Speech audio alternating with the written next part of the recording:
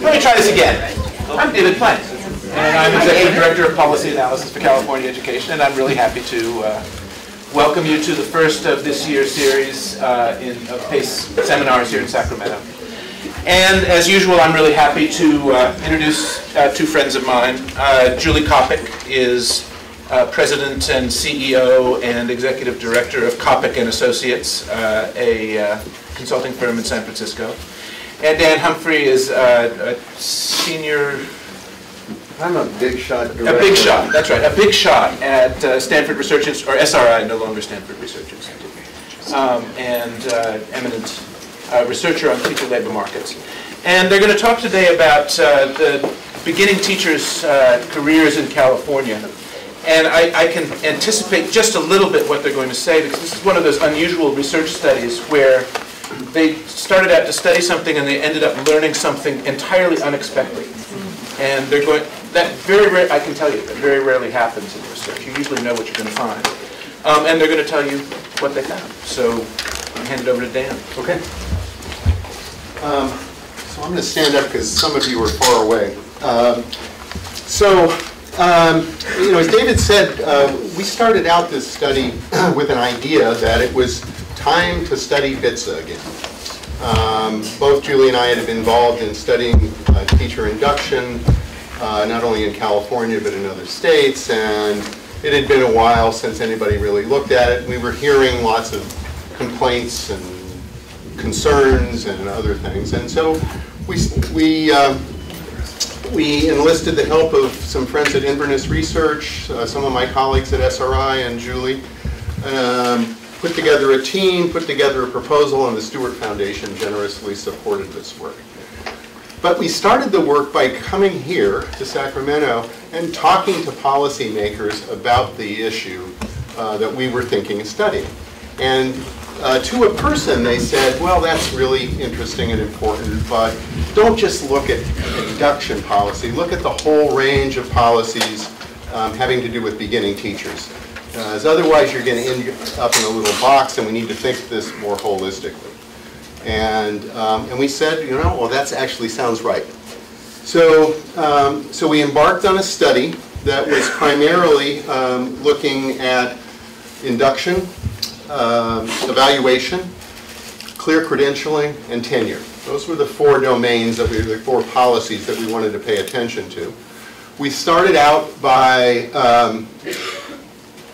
We started out by interviewing state policymakers about the background, sort of understood the history, where these policies came from, and then proceeded to do case studies in 8 districts across the state.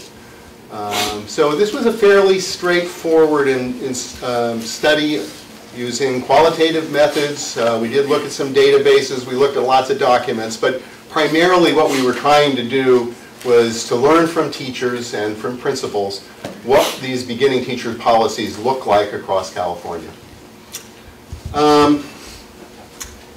We got out into the field, and almost immediately a couple of teams came back and said, uh-oh, we're finding something that really is surprising here that we didn't expect to see. And that was that the experiences that the beginning teachers were talking about in terms of their early years was not at all what we had expected. And we knew that there was a lot of issues around layoffs and sort of uncertainty, but what we didn't understand was sort of this system of job status that really undermines the overall policy system, and we're going to get into that as we go along. So if you, all of you are students of California policy, you know that over the last 15 years or so, California has worked really hard to put together a very coherent system for beginning teachers that really emphasizes giving them the kind of supports that they need, and primarily through BTSA. But it's a very systematic system that includes induction that leads to a clear credential and so forth. And so that is at least how the system is supposed to work. with you finish BTSA, you can get a Clear Credential, and you get tenure. But what we found out was something very different. And so this is sort of a diagram of what was a fairly typical career path for beginning teachers that we interviewed. We interviewed almost 100 teachers, and we heard this story over and over again. So a teacher comes out of a credential program, Clear Credential, and they go looking for a job, and they can't find one that puts them on probationary status, but they do find a temporary job. Now, temporary status, typically when we think about temporary, we think of a teacher who is filling in for somebody who's on maternity leave. But actually, it's much more than that. It would include teachers that take jobs that are paid for by soft money. So some kind of a grant program that's funding some part of a job can also result in a teacher being on temporary status. The other thing though that we found out was that the way that the districts define temporary is all over the place. Now there is state guidance, but they, that districts are trying to manage their personnel in ways that they think work the best. And so the definitions are a little bit loosey-goosey. But anyway, so this typically is where the first year happens for a teacher. They're on a temporary assignment. And of course, in March, they get their pink slip, which says, you're not going to get we can't guarantee you a job next year. They actually didn't even need to get a pink slip because as a temporary teacher, you just don't have to be hired. You don't even have to be notified. But so they go out in the job market starting in the spring, and they look and don't find a probationary teaching job. But they find, in a different district in this case, they call together two jobs, half-time at one school and half-time at another school. So they're traveling between two assignments, and the result is that they really don't feel like they're part of the school community in either place. And so it's a very difficult year for them, and they feel very adrift, and it's just not very much fun. In the spring again, they get pink slipped, and they're out in the job market again, and clearly questioning whether or not they've made a good career choice here. And they look, and we're really now in the sort of the middle of the recession, and they can't find a job. They can't even find a temporary job. So they take on substitute teaching, and they are subbing all over the neighboring districts. They get to stay in one school for a month, but mostly it's day-to-day where they're going to end up. They then go out in the job market again, or actually that whole year they're looking, and they land their first probationary job in their 4th year of teaching. During this time, of course, they've never been evaluated, and they've never participated in BTSA. Now, I noticed, I forgot to mention the dates that they were hired. Those are very important. That first job hired in November 15th. Well, it was too late for them to participate in BTSA. That district decided that no, if you're going to start after the first couple of months of school, the BTSA program is really designed to run all year. You'd miss the beginning. It wouldn't fit for you. So no, you're not eligible for BTSA. In the second year, they were hired on September 15th. Some districts in California would include those teachers in the BTSA program, and some don't. In this case, the teacher was not included in BTSA because she was temporary. And you're not required as a district to serve those temporary teachers. And as I said, in all cases, the teacher was never evaluated. So they finally land a probationary job. They're hired just before the school year. They sign up for BTSA, and of course then they're pink slipped yet again in March of their 4th year. But economy's getting better, and the teacher gets hired back in the same school. and is now a fifth-year teacher, completes probationary status, and has completed BTSA during these years and gets tenure, end of year 5. Now, Julie's going to talk a little bit about the implications of this kind of career path and how the policy system is not well aligned with this kind of a career path. But just to try and give you some sense of this issue around temporary teachers, it was very frustrating for us to try and quantify this scope of this problem. We ran into all these beginning teachers that we interviewed, but when we turned to the state databases to try and get a handle on it, we quickly learned that they were really inadequate, that we weren't really keeping track of these folks in good ways. But we did know that we did learn some things from the databases, and I'm going to share some of that with you. But the point of the little drawing and all of this is to sort of emphasize the very difficult and challenging career path that we're putting our beginning teachers through in California, or at least we have been. And it was always amazing to us as we interviewed these folks as to why they were so persistent. And you know, so we met some really remarkable people who were so determined to become teachers that they put up with a heck of a lot. So anyway, how widespread is this? And is it a new phenomenon?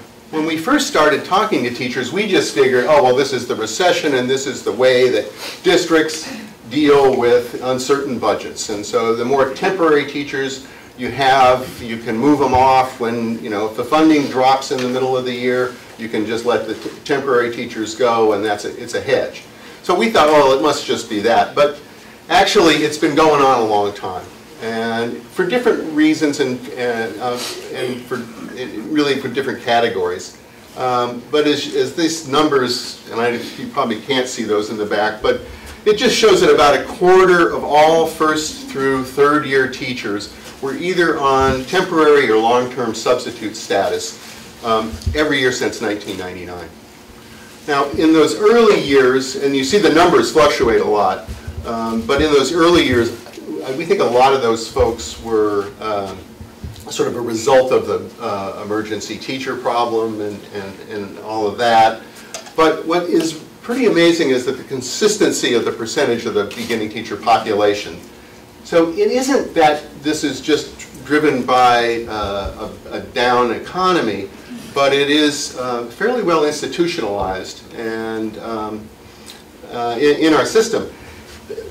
The other thing is we don't really know how many temporary teachers and how many long-term subs there are because they bump together. And in some ways they have similar career paths. It's not entirely apples and oranges. So those numbers actually masks the real story here, because those numbers are based on a count that the state does in October usually, where we do a census of who the teachers are. Well, as it turns out, temporary teachers are hired throughout the school year, and we only count them on October 30th or whatever day. So we don't really know how many temporary teachers in the course of a school year we actually employ. But we can bet that there's a lot more than the quarter that I was talking about. Talked about that. So we wanted to try and get a better handle on this. And so we decided to take a look at some tenure numbers. And we specifically looked at how many third-year teachers in California actually earn tenure. And the reason we wanted to look at that is because it assumes that the policy system is working. That is, teachers get their Clear Credential, and in 2 years, so by the time they're third-year teachers, they would have completed BTSA and earned a Clear Credential and tenure. And so we thought, well, that would be another way of looking at this and getting a handle, not specifically on how many temporary teachers are, but what is the career path that most of our beginning teachers are taking. And again, I apologize for those in the back, but basically what you can see here is that in 1999, only a third of these third-year teachers actually had had earned tenure. And a lot of that was the emergency teachers and all of that. But even now, in the latest data in 2010, only 45% of beginning teachers have gone through what we consider to be the sort of traditional path, the expected path that the policy system is set up to deliver. Clearly we're going to argue as researchers that we need a lot better data to get a handle on all of this, but that's researchers. Regardless of how sharp the data is and how precise it is, we think that these numbers alone are compelling enough to take a very hard look at how the policy system is set up and what we need to do to rethink it in a way that actually serves these beginning teachers and tries to actually realize the goal that the policies were initially set up to do, which is to improve teaching. So, Julie's going to take it from here. And you can finish my last little slide. I think I just did that speech. You did, yeah. So, but just to be clear, because this is a song we sing a lot, because we were so shocked to find that in many places these beginning teachers serve. Yes? We're actually having a really hard time hearing you. Do you mind coming this way a little? Sure.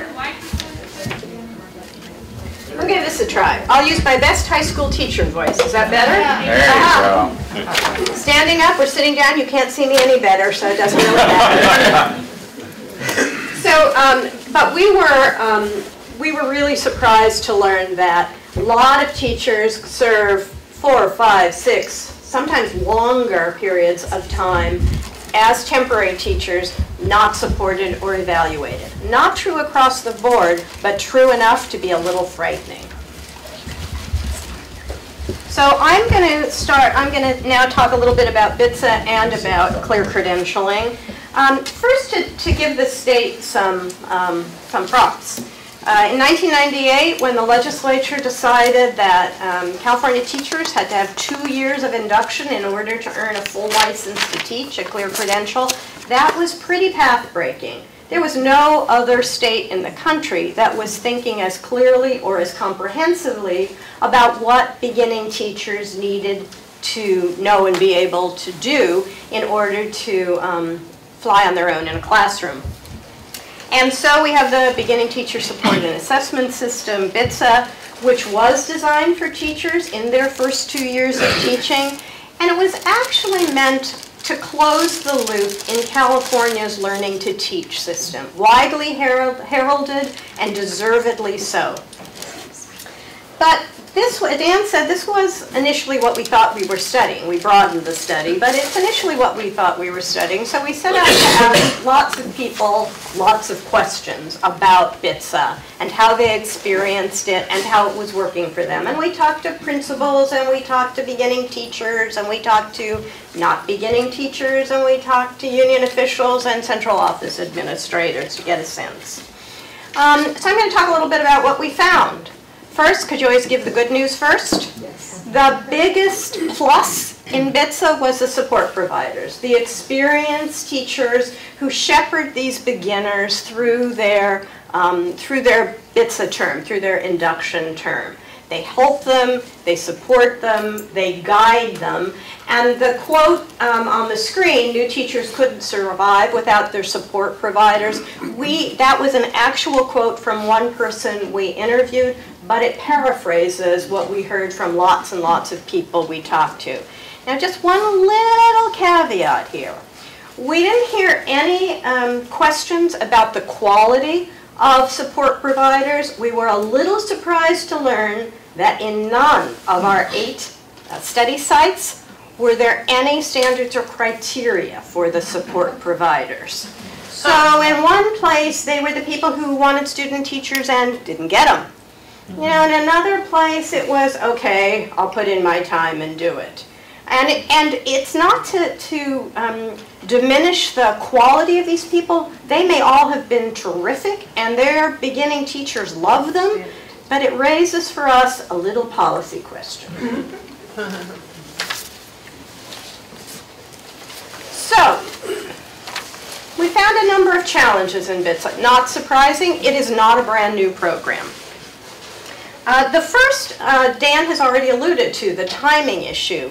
BTSA was designed as a program for teachers in their first 2 years, the baby teachers. They don't necessarily get it in their first 2 years. We found that temporary teachers sometimes get BTSA, but oftentimes do not. Teachers who are hired, again, late. And late, the definition of late varies with the district. Late could be after the first day of the school year. It could be after the first 3 weeks. It's almost definitely after the October 30th count date. We understand reasons why people can't walk into a program that's already ongoing, but it creates an obvious dilemma. You're a new teacher, you're hired late through no fault of your own, you don't get supported.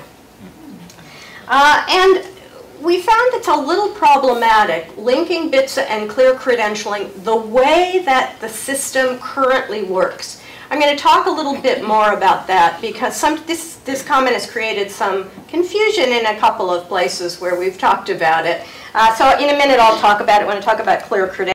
But suffice it to say that the linkage as currently constructed exacerbates the issue of BTSA sometimes being out of sync with beginning teachers' needs.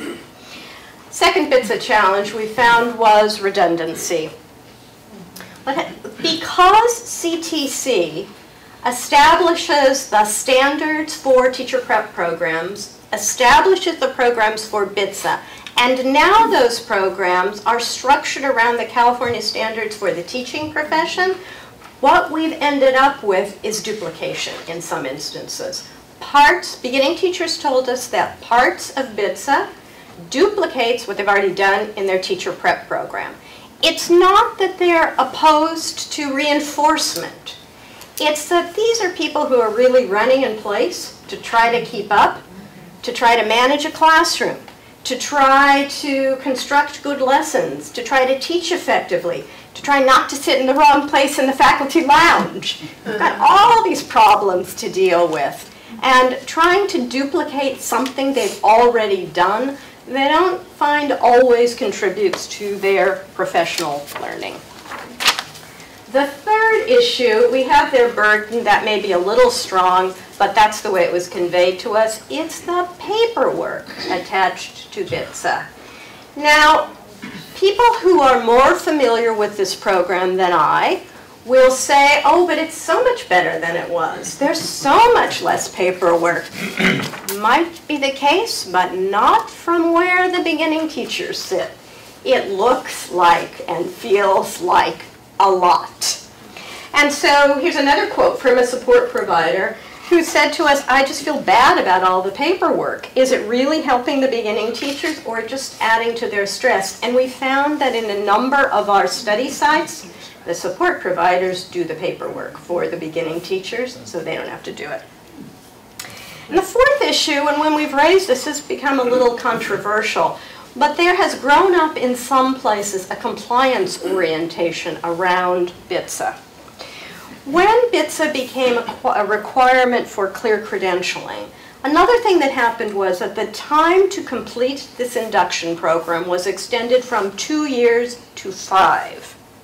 And that had unintended consequences because extending the time to 5 years can dilute the impact of an induction program. We found that in some of our study sites, they were developing their own induction programs for new teachers because they thought they could better meet teachers' needs. We found new teachers who were feeling overwhelmed saying, oh heck, I'll just put off BTSA for another year or two. I don't have time to think about anything else. And the result is that as one high-level district administrator said to us, we just think of BTSA as hoop jumping for a clear credential. That's not the intent of state policy. It's not what the state wants. It's the color that the program has in some places taken on because of this linkage that is a 5-year linkage rather than first 2 years clear credential.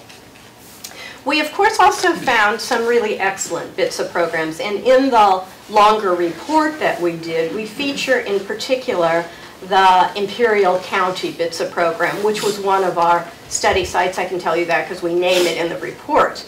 And that's a consortium. The districts in Imperial County contribute. They contribute now. They contribute previously before the funding for BTSA was changed. I'm not going to talk about the funding today, but I'd be happy to spout on about it if you have a question. And by all accounts, Imperial County just does a wonderful job. And their consortium has actually become not only a place for beginning teachers to come and learn, but for more experienced teachers to receive professional development, for administrators to receive training. It was just a terrific example of a program that works the way it's intended. So I'm now going to switch from BTSA a little to talk about the ever-popular topic of teacher evaluation. Always a little risky in the state of California. But we talk to a lot of people about evaluation, and we believe, Dan and I do a lot of work on teacher evaluation, mostly in other states, because California hasn't taken up the charge at this point. And we know how important good evaluation is for beginning teachers, helping them understand what they're doing well, what they're doing poorly, how they can improve. But to a person, the folks we talked with about the kinds of evaluation beginning teachers receive, which is the evaluation everybody receives, but this is about beginning teachers, not up to the task of either diagnosing needs or designing support programs. Just not up to it. Principals said that. Beginning teachers said, all depends on who my principal happens to be. It's not a system that works very well, and it doesn't work very well for a number of reasons. One that's not on the chart is that principals are kind of overwhelmed. I mean, we expect them to do a lot and then do more without taking anything off their plates. That is a dilemma. But we did find that for beginning teachers' evaluations, there's just insufficient feedback to these people. They don't know what to make of their evaluations. They're kind of skimpy anyway. They don't, what do I do with this? What does this tell me? How does it help me improve my practice? And even where there is some ideas about here's what you should do in order to improve on this aspect of your teaching, that doesn't happen because evaluation seems to be totally disconnected from support. So there may be an idea about what a beginning teacher ought to do to get better, but the support that beginning teacher receives does not necessarily match the perceived need. It's kind of a never the twain shall meet approach that is a little mind-boggling, but it's out there. And so we talked to all these people. We've gotten kind of the same responses from everybody about how evaluation works or doesn't work. And we decided we needed to take a little bit deeper look. And so with the concurrence of 3 school districts and their teacher unions, we were able to get a set of redacted teacher evaluation files. Redacted, so we had no clue who these people were, except they were beginning teachers. We also got a similar set of redacted files from one district for BTSA, but three districts did, and their unions did agree to redact some files and let us take a look at them. And we thought, aha, here we're going to find, here's where the information is. It simply hasn't been communicated very effectively. Not so. In fact, we found that the files themselves were pretty skinny, pretty sparse.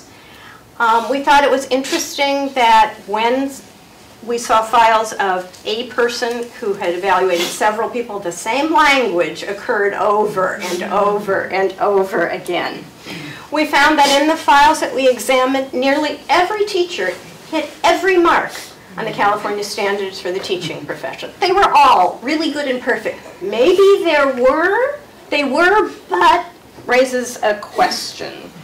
And we found that even where the evaluator, who most typically was the principal, indicated an area of needed improvement, there were simply no actionable suggestions. There was nothing about, here's where you go, here's what you do about it. And so we found that, a little disconcertingly, the file review simply confirmed what we'd heard in all of the interviews. Next controversial issue, the BTSA firewall. Dan and I have been talking about this for a long time. State policy, as many of you know, establishes a rather bright line between support and evaluation. There are all sorts of historical reasons for it. It's part of the culture of teaching, except in places where it's not.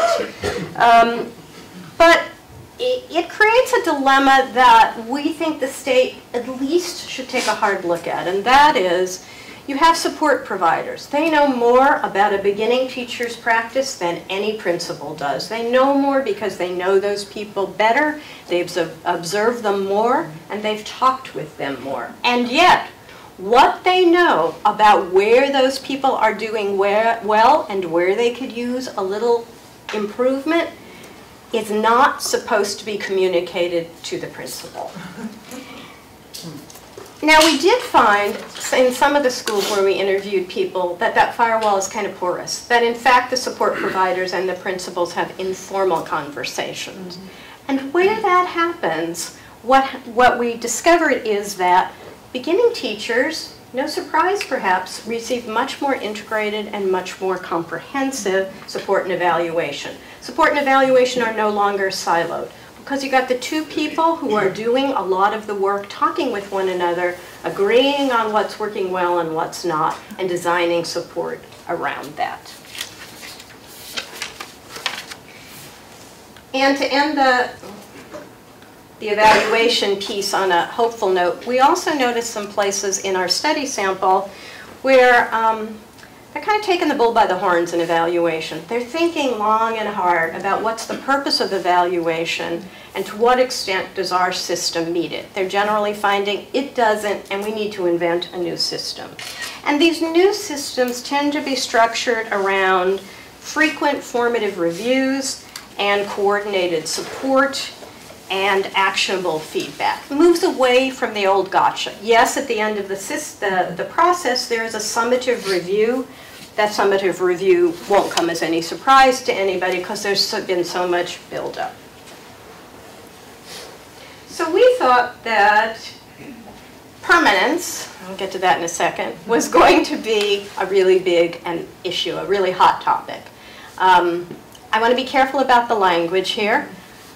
There is no tenure for K-12 teachers in California. We call it tenure. There is no, you can't, if you wanted to read the ed code, and I don't know why anybody would, if you wanted to read the ed code, you could not find tenure listed for K-12 teachers. There is permanence, and that is meant to be achieved after 2 years of satisfactory performance. That's what state policy assumes. But as Dan's slide showed, only about 30 to 45% of teachers actually earn permanence after their third year. Not surprising, perhaps. There are people who've been temporary for multiple years. They don't have probationary status. They don't earn time to permanence. Annual layoffs interrupt any sort of permanence clock. And we found in a couple of spots combination appointments. I'd never heard of these before.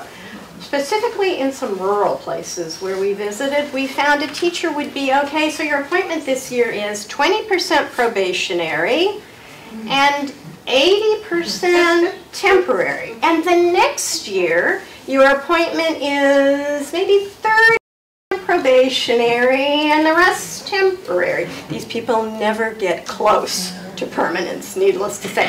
It was amazing to me.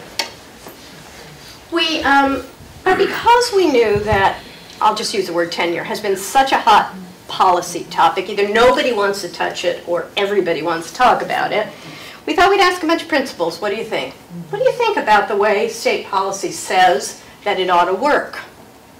The views were all over the map. We talked to principals who said 2 years, I can't possibly figure out in 2 years whether I want to keep somebody. We found other principals who said 2 years is plenty of time. I know after the first year. Interestingly, among a number of the folks who said 2 years is not enough, we then asked a follow-up question. Okay, so if you had more time, what would you do differently, and do you think your results would be different? I don't know what I'd do differently, and no, I don't think my results really would be different. But we also found places where beginning teachers who had reached the 2-year probationary mark and were scheduled to be awarded tenure, were not. Because the principal says, my district's putting a lot of pressure on me not to add to the permanent teacher payroll. And so I think this person is dynamite, but I'm not doing it. We talked to beginning teachers. We thought they'd be really hot under the collar about how come I'm not being made permanent and what the heck is going on, and we found not so much. 2 reasons. One, they don't have a clue what tenure or permanence is, and their districts do a good job of not telling them. Right. Well, actually, so do their unions, but that's another story. But their districts don't bother to tell them how they'd get it. And for most of them, the issue is pretty much moot. They view achieving permanence as not possible. It's not gonna happen in my lifetime, or at least not anytime soon. I don't think about it, I don't worry about it, I don't deal with it. So, to wrap up the report, we decided, what do we do? What kind of recommendations can we give the state? We understand that there's a move to, with the local control funding formula, with everything else, to push more of the decision-making down to the local level. We understand that.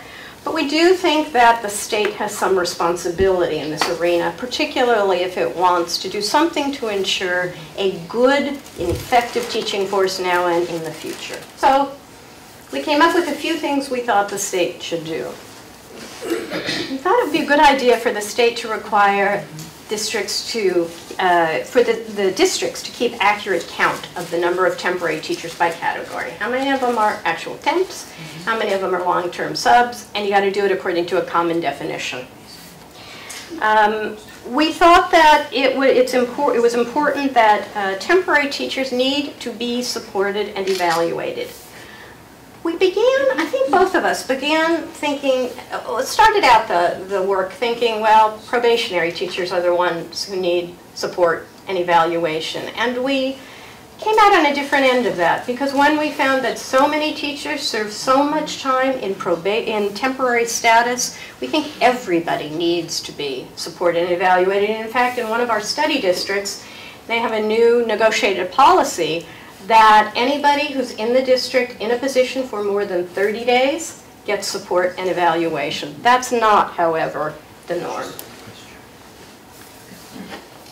On BTSA and clear credentialing, we think that districts ought to have some flexibility. That flexibility in dollars. They ought to have some program flexibility to tailor induction support to the needs of their beginning teachers. The state can certainly set a framework, but that sometimes beginning teachers need different things in some districts than in others. We've seen some examples in our study sites of some excellent programs. Perhaps give them a little flexibility. We think districts and their unions ought to be given the option of developing induction programs that eliminate the firewall between support and evaluation. There are lots of examples around the country of places that do this, and a couple in California. It can work. Maybe not every place wants to do it, but at least give them the option. And decouple BTSA and clear credentialing. By that, we really don't mean, I guess if I were to write this again, I'd use different words. We really don't mean that induction should not be a requirement for clear credentialing. We mean it shouldn't be after 5 years. It's the 5 years that's the problem. On evaluation, we could have written a whole separate report. But we think that one of the things that needs to happen is that the state needs to consider the purpose of evaluation and perhaps create a different framework. That the purpose ought to be support. That the purpose ought to be improvement. Yes, again, summative review at the end, but it should not be a gotcha system. And that's the way it's perceived. We think that everybody, regardless of employment status, needs to be evaluated. We've said that over and over, enough said about that. And we'd like to see the state give districts and their unions the flexibility to include peer review for beginning teachers. The study that Dan and I worked on together prior to this one was on peer review in Poway in San Diego County and San Juan, up around here. Poway's had a PAR program for 25 years. It includes beginning teachers and struggling experienced teachers. San Juan's program, 10 years, only includes struggling tenured teachers. They'd love to include beginning teachers. They can't right now. Poway has had, by all accounts, our study and everybody we've talked to, an extraordinarily successful peer review program, extraordinarily successful for beginning teachers, and yet they were told by the state a couple of years ago, you have to give up PAR. And the superintendent said, not on your life. The state now requires that Poway run parallel programs. A PAR program for beginning teachers, a BTSA program for beginning teachers. It is a waste of resources. So not every district's going to want to do this kind of program, but at least give them the choice. And to wrap up, we do think that there are emerging fiscal and broader policy implications. Many of them are a bit unknown. We know that implementing the recommendations that we have may require new resources. Maybe the new funding formula will provide some district with resources. It won't provide all districts with resources. But we think that the state's interest is compelling in this area, and that not doing anything at all could lead to a weaker teaching force. The policy system that the state put in place for beginning teachers fails many of them. It's a system that's broken down. And we think that our study results strongly indicate that the state needs to take a clearer look at all of the components of what are meant to be a beginning teacher support system. In other words, induction, evaluation, clear credentialing, the move to tenure, and needs to think comprehensively about how all of these become components of a single system rather than individual pieces of policy, none of which necessarily works very well on its own. Are you? Okay. So are there any questions for Dan and Julie? Study was interesting. You picked up a lot of good things. I taught for 10 years in the public system, worked in 3 different districts. I'm here with a friend who taught for 20 years in 2 districts. And there's an unwritten policy that administrators won't admit that causes more teacher failure than anything else that you fail to pick up. That is when teachers are given the worst classroom, the old, run-down, portable out there, and the worst kids. And all of these would be isolated with these worst kids and bad kids. I shouldn't say worse, but the most problematic behavior problems, learning problems. And those 2 things combined cause more failure, more teachers to quit in the first year, even the first semester. And administrators won't admit it. I see it time and time again. Those teachers that just throw their hands because of it. You don't have the skills. They're given these really bad kids, and they're isolated out here in South 40, that old portable that has mold and leaky and drafty. The teachers with seniority don't want it to get out of it. That causes a tremendous amount of potential good teachers to drop out of the system. There needs to be some way to address that and try to prevent it. So in the 6-hour version of this presentation that David wouldn't allow us to have, we had some portraits of some of the people that we interviewed talking about the working conditions. And in our report, we try and detail some of those. So you're absolutely right. I mean, they traditionally, beginning teachers get the most difficult assignments. And add that to lack of support, lack of evaluation. You know, it's a real disaster. No, I think that's right. There's no question these are big issues. I'm not sure that these are issues that are amenable to state policy, but they surely are amenable to local action. They've been ongoing issues, and you're right, they haven't been very successfully addressed. Yes. So that may segue to... Could you tell us who you are? Pardon? Could you tell us who you are when you ask a question? Yeah, sure. I'm Maureen White, California Community College's Workforce Division. Thanks. So this segues to my question that if Governor Brown is proposing or has signed policy to have more funding go to the underrepresented schools and districts, how would that affect the new teachers? Depends on how districts choose to use the money. So let me give you an example. I said I wasn't going to talk about BTSA funding. Let me talk a little bit about BTSA funding. When the state, just a few years ago, I guess it was 2008, 2009, changed the nature of categorical funding to flex funding, BTSA funding became flexible. Districts could choose, teachers still had to complete BTSA for a clear credential. Districts could choose to offer the program or not. And among just the 8 sites that we looked at, they ranged all the way from Imperial County, which said this is important, we're going to continue the program and fund it, to another district which totally defunded BTSA, made the choice, I guess, that other things are more important, and those teachers had to scramble. So the best, you may have a better answer, but the best I can give is it all depends. It's going to be hard to, you know, at this point it's really hard to predict what districts are going to do. School boards are suddenly very prominent in these decisions, and so, you know, I think it's very important that we watch all of that.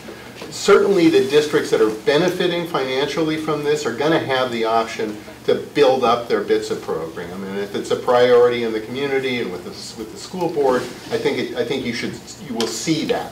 I think we'll see the elimination of, in those kinds of districts, of the requirement that the beginning teacher actually pay for their own BTSA.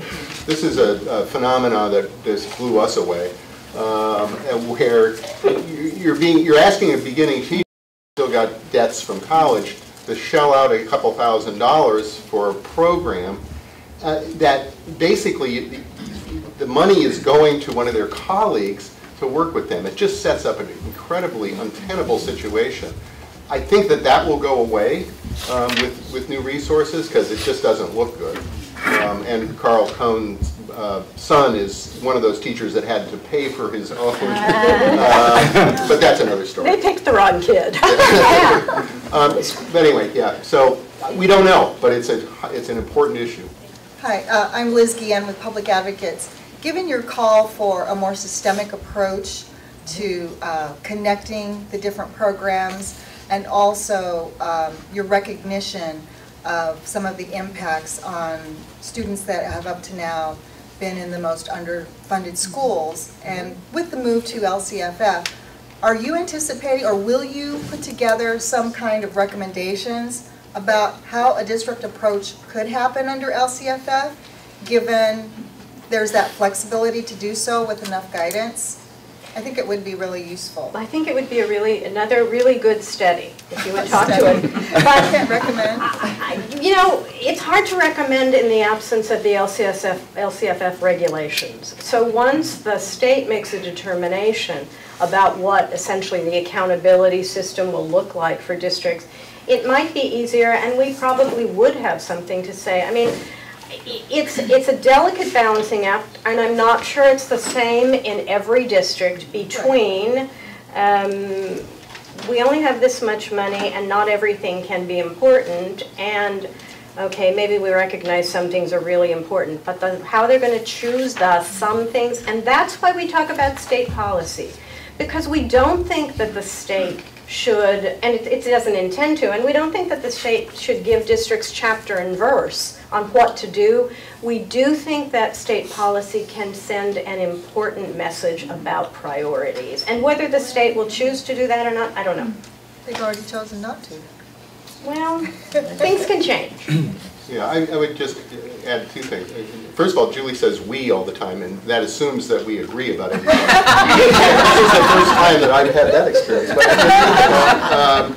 the other thing is that you know, the LCFF is really important. It's a big change, and but more important than the enactment of the law is really what these regulations look like in terms of the accountability measures. So that's what we all are waiting to see, and waiting to see how this plays out. I think, you know, not just us, but I think a lot of people in this room need to weigh in heavily on what do we need to do to tweak this thing once it really starts rolling out there. Hi, I'm Elizabeth Montaño from UC Davis School of Education. My alma mater. Yay! And my question is regarding, did you find anything in your study in terms of what was the role of the universities that credential these students and then sort of throw them into the district. So it was, you know. We made a conscious decision at the beginning of the study not to deal with credentialing programs. We decided it was just a whole other area into which we would not delve. And I don't have a good answer. Yeah, I think the only thing that we learned about was this redundancy problem, where somebody came out of a credential program and then is suddenly doing exactly the same activity that they did the year before, and that that kind of complaint was all over. And in fact, Sue Burr's daughter. Yeah. Was complaining about that thing. It's interesting how policy gets made around children speaking truth to parents. Yeah, yeah. Sounds like a school. Yeah. A different angle of question, but I'm Dan Sack. I'm in the Educational Options Student Support in American Indian Education.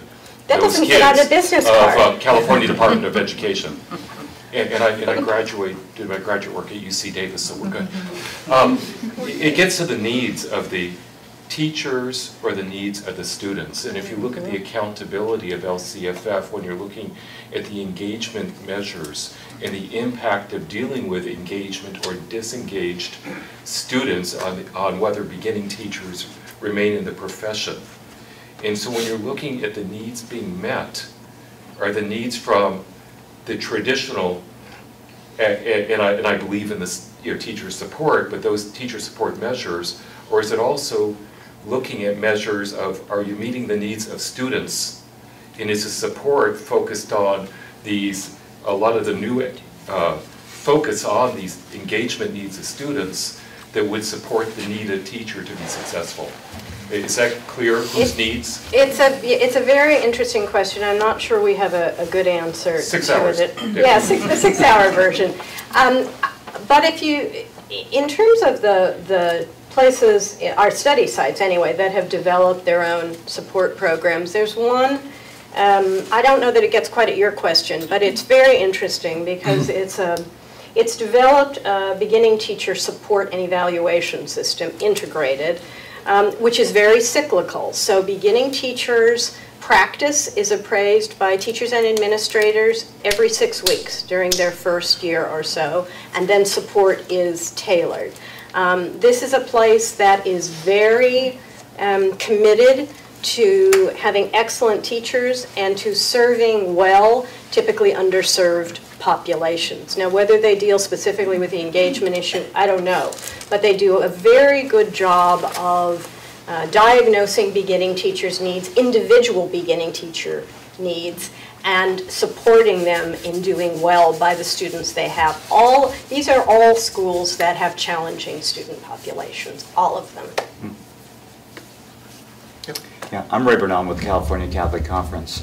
Following up on something that you were saying, Daniel, first of all, the word temporary, as a teacher myself, there's kind of a lack of pride in profession with that word. You know, when you come on board, you're teaching. You know, you're a new teacher, you're a first year, or second year, or third year. But temporary doesn't exactly instill pride in the profession, so hopefully we can change that somewhere along the line.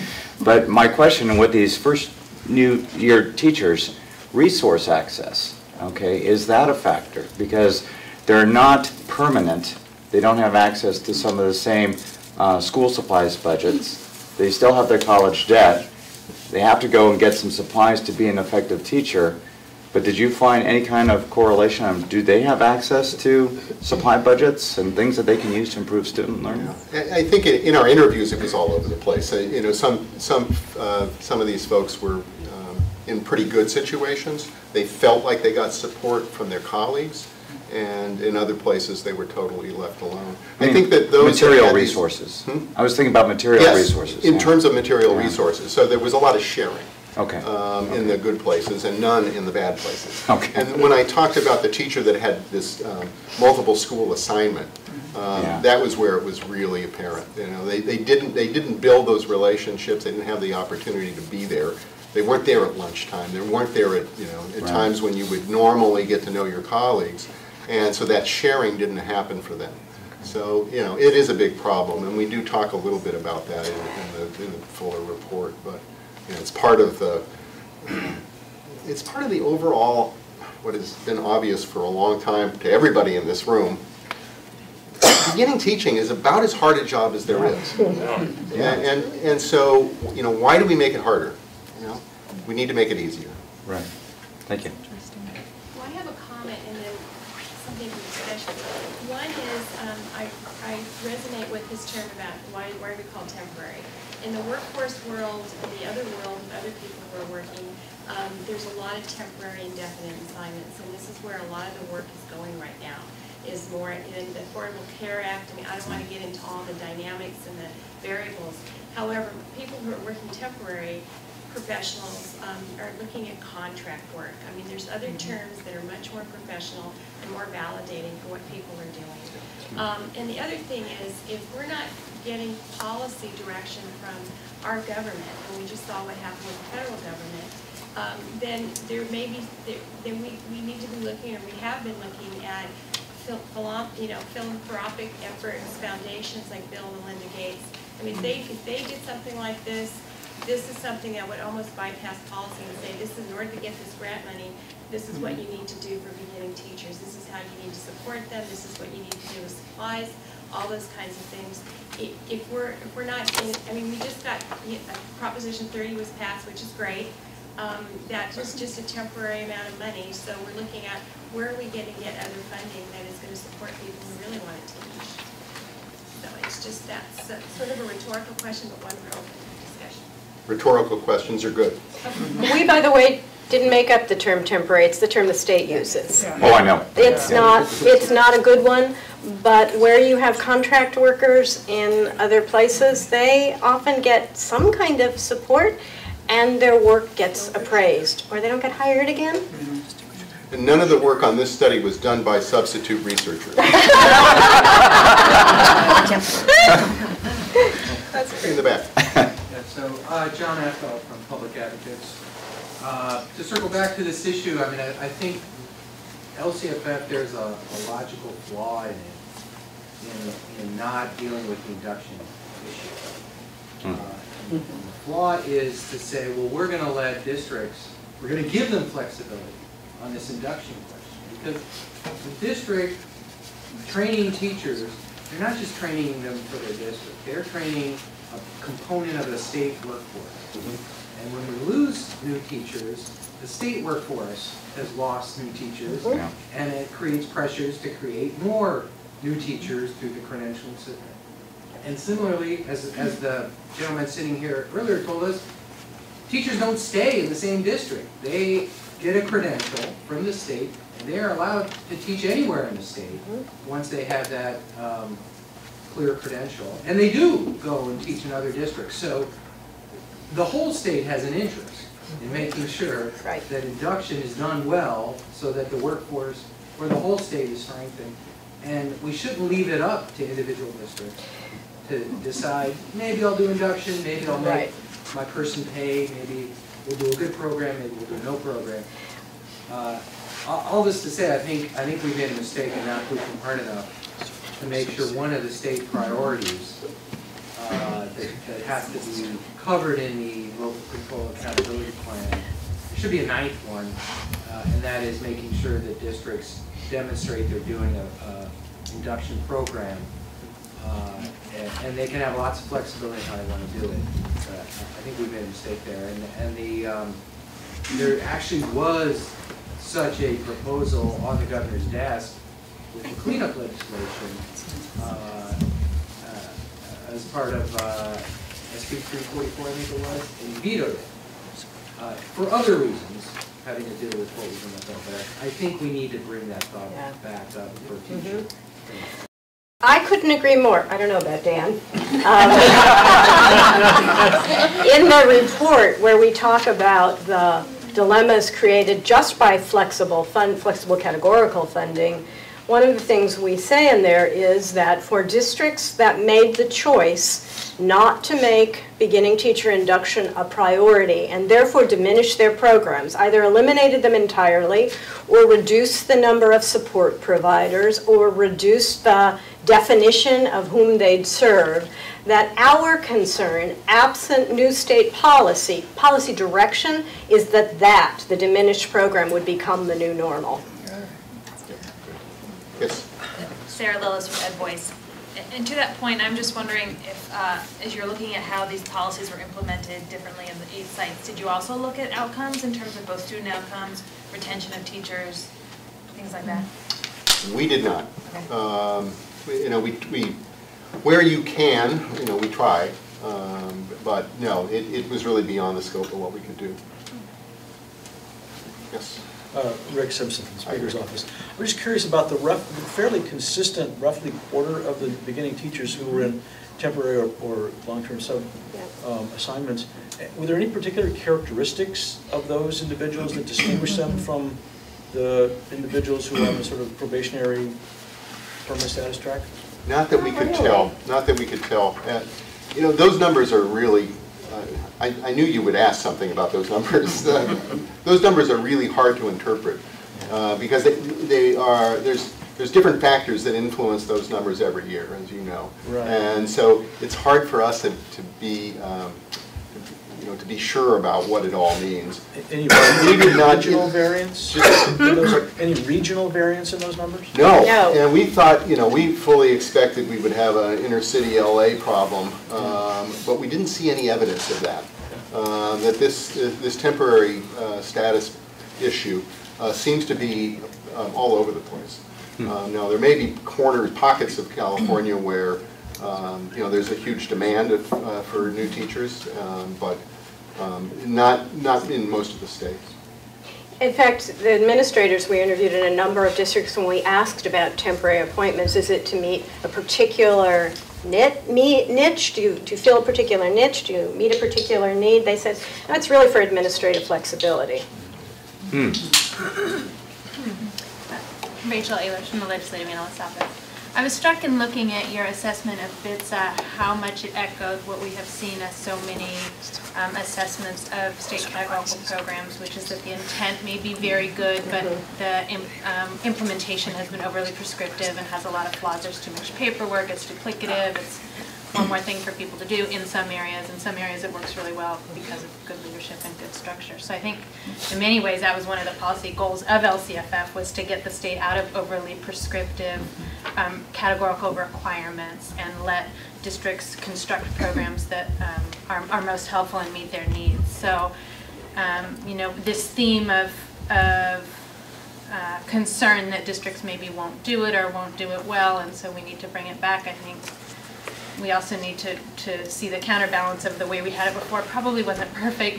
Not everybody was in it. Who was in it varied everywhere. Yeah, so that's absolutely true. But it depends on what one's view is of the state role. So I think that the state has an interest in doing what it can appropriately to ensure an effective teaching force. And part of that is setting a small set, but a set of priorities. Not telling districts how to meet those obligations, but saying from our state perspective, here's what's important. It may happen naturally. We don't know. We'll know in another year or 2 or 3. But I think it is an issue to be to think about as LCFF rolls out. when you did your study and looked at how districts have responded to having categorical flexibility, did you see any that modified their induction programs to be more effective? You saw some that tapered them down, but did any take advantage of the flexibility to get rid of some of the extra paperwork and that sort of thing? No, because they still have to meet the program standards, and you know, if you take a look at those, the CTC program standard, right, the categorical yeah. I mean, I think that's one place where we really need to look and say, do we really need this level of prescription? On the CTC side, not on the categorical finance side. It seems like that's kind of the issue. Yeah, and I think, you know, not to beat on districts, they're pretty overwhelmed. They're pretty overwhelmed with all the things they're supposed to be doing. And sometimes they just say everything's important, and to an extent they're right. But we were, I think, a little struck by what difficulty some districts have in telling us why this was more important than that. And I think under the new funding formula, they're going to have to be better at it, but they're going to need a little practice. Yes. Gary Hart, retired. Gary, can you talk just a little bit more about evaluation and how to transform it from a perfunctory gotcha system to a robust improvement and support system? Questions like, who should provide the professional development? Is it a district responsibility? Is it through collective bargaining? Is it a university? Is it through AXA? And who should be doing it? These overworked principals or the support providers or some other designated group of individuals? How do we move from this system that we have said for so many years is not very effective to what we all want it to be, but it doesn't seem in most instances we're making much progress? So outside of California, there are 41 states who are trying to answer that question right now. They're changing their evaluation system. I would say that in the majority of cases, California probably doesn't want to follow their lead. Just requiring that a teacher's evaluation be primarily based on test scores. I don't think it's going to get us there. And as we look at some of the states that are really seriously trying to grapple with the purpose of the evaluation, so that it's not just about the 2% who are not doing a good job, but are really focused on the other 98%. They are trying to fundamentally change the definition of evaluation to support. It's evaluation for support, and it's not a, the evaluation's with the little letter, in the little e, and the support is the big S. And that's hard to do. It's hard to get teachers to believe that that's really what the purpose of the systems are. And it's hard to make that cultural shift. But there are some places that are seriously trying to do that. Julie and I both are spending a lot of time in Massachusetts lately, taking a look at the implementation of their new evaluation system. And one of the things that they did that I think has really upset the federal government, but delighted me, is that they took the student achievement component and they said, yes, this is a vital part of the information that we need to determine how effective teachers are. But we are not going to use that as a blunt instrument for firing teachers. It is the main purpose of it is to help us determine how much support a teacher should get. So you're not going to get fired in Massachusetts if your test scores go down or your kids aren't doing very well on it. But you are going to get, at least that's the promise, you are going to get a lot of help to try and figure out a strategy to bring those test scores up. So we'll watch and let you know how that turns out. But it is, I think, a good example of an ambitious state-level effort that's worth following. We've got lots of examples at the district level where people are really trying to rethink that. And for my money, I think that's where the real work has to happen. I think partnerships with unions and district leadership to really try and tackle the evaluation issues. I think it's fundamentally a local issue that has to be, that hard work has to happen there. I do a lot of work with the TIF, the Federal Teacher Incentive Fund districts. That could be part of the 6-hour presentation as well. They do things well and they do things poorly.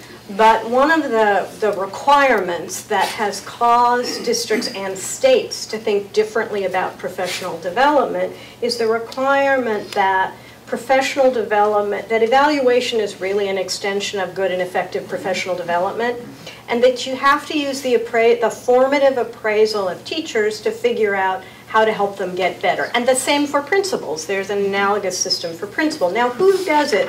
It varies all over the place. Sometimes it's the district, sometimes it's the union, sometimes it's the university. I can't tell you which of those systems works better. They're very contextual and situational, and there's no evaluation that will tell us that. It's a piece that grantees have struggled with a lot because, as you know, most places haven't done professional development very well. But it's a really important question, and it's part of what districts who rethink their evaluation need to think about. But here's another place where the state essentially uses an evaluation system created in 1971, and it might be time to think about updating it a bit. And it's also part of this firewall issue that I think is real important. You know, the fundamental problem that we're seeing in places like Massachusetts is a capacity problem. You know, you don't have, a principal cannot do quality evaluations and run a school of all of the teachers in the school. It's just not physically possible. And so what do we do? Where is the capacity in the system to actually do a good job of evaluation? And Julie and I are on the record many times about the power and the potential of peer review. Now it's not, it's certainly not part of the culture of this state, but I do think that as we try and solve the capacity problem, we've got to be very creative about where we're going to go to get the expertise that we need to help these folks. Hi, I'm Ruth Sandlin from Cal State San Bernardino, and I've worked in RIMS BTSA over 20 years. My question is, you talk about support for temporary teachers as well as BTSA induction, but you don't talk about what that support would be like. And I wonder, in my wonderings, when we were involved in BTSA induction prior to the requirement for clear credentialing, so we have pre-terns, interns, preliminary credential teachers, and we found as an induction program it was impossible to meet the needs of all of those people in one program. And so I read your report and I don't see any suggestions of the different kinds of support you're talking about, but could you speak to that? I don't know that we have an answer to your question. It's a really good question. I don't know that we have an answer. We just were frustrated, so we have a problem and no solution. We were frustrated by noticing that people were in, temporary positions for many years. They had full classroom responsibilities. They were instructing large groups of kids, and nobody helped them figure out how they could get better or appraise their practice. Now, whether those people should have a full BTSA-like program, I don't know. But it does seem to me there has to be something so that these folks don't walk into a classroom, remain there for years at a time, and nobody ever pays attention to them. I don't know what the answer is, honestly. Yeah, I suspect that some kind of a tailored program is and that's one of the potentials of the local control emphasis where we're going with the state. So, but you think back at some of the people that we met. A temporary teacher in California who moved here from Nebraska, who taught for 6 years in Nebraska. Who comes here and is given a temporary status position, is told that they have to complete BTSA, and all sorts of other groups. And you start thinking, well, wait a minute, does this make any sense for this teacher? And no, of course it doesn't.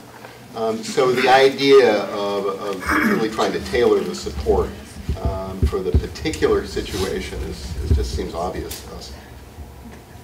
But it needs the policy behind it, because it will not happen. That's true. That is true. Yeah. Yes, Isabel Garcia with the California Teachers Association. So given the bright or bleak future for BTSA, the diminishing programs and the elimination, given the, subsidiary of local decision if this is a priority or not, could you speak more on your recommendation that this might be the time to decouple the BTSA and Clear Credentialing? So let me be clear again about what decoupling means. Okay. It doesn't seem to us that it works if in fact BTSA is a 5-year program. That if in fact BTSA is provided, let's just deal with probationary teachers now. If it's provided to probationary teachers in their first 2 years of teaching, then you ought to get a clear credential after completing those first 2 years and being evaluated as satisfactory. It's the 5-year stretch that creates the dilemma, at least from what we saw. But I guess, I'm sorry I haven't had a chance to read your report, but it was a presentation. So I guess if I'm looking at the macro picture of all the challenges here, Yes. okay, like from San Diego, who even before LCFF was, chaptered, was trying to getting the bits of money, but telling teachers, oh, you have to pay for it anyway. So they were challenges along the way. So if you look at all the challenges that you laid out, and then what you just said, I'm just saying that getting back to the issue of the requirement that you even have to have that said to have a get to a clear credential. I mean, do you have any additional thoughts on that? I'm a big fan of California's policy. We'll see how it plays out in months to come, of requiring induction for new teachers. I think that was a great idea in 1998, and I think it's still a great idea.